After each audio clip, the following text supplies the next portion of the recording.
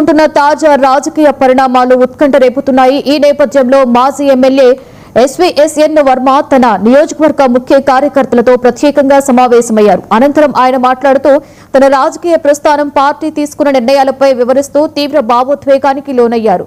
కన్నీళ్లు ఆపుకోలేక press meet ను మధ్యలోనే ముగించి అక్కడి నుండి వెళ్లిపోవడం చర్చనీయాంశంగా మారింది.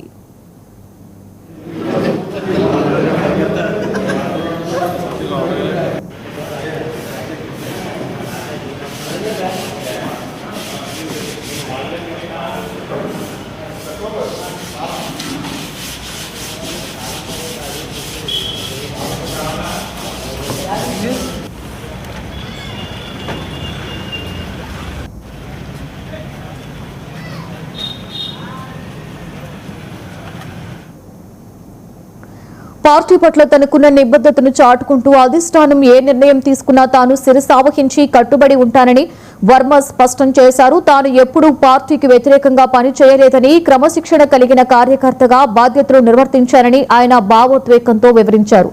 పిఠాపురం నియోజకవర్గంలో కూటమి పక్షాల మధ్య ఎలాంటి ఇబ్బందులు తలెత్తకుండా సమన్వయం చేసుకునేందుకు ఒక ప్రత్యేక కూటమిని వేయాలని తానే స్వయంగా మంత్రి నారా లోకేష్ ని కోరినట్లుగా వర్మ వెల్లడించారు. తనను సంప్రదించిన తర్వాతే అధిష్టానం ఈ నిర్ణయం తీసుకుందని ఆయన స్పష్టం చేశారు.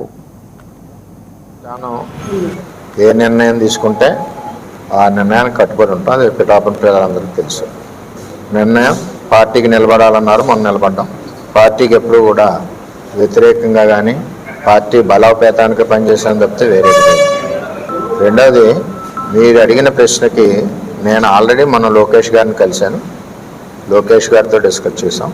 ఏదైతే ఇక్కడ ఇబ్బందులు లేకుండా కూటమి ముందుకు వెళ్ళాలి కాబట్టి ఒక కమిటీని వేసి చేయమని చెప్పాను. నాకు కూడా కొంచెం టైం స్పెండ్ చేయడానికి కూడా కొంచెం ఇబ్బందిగానే ఉంది.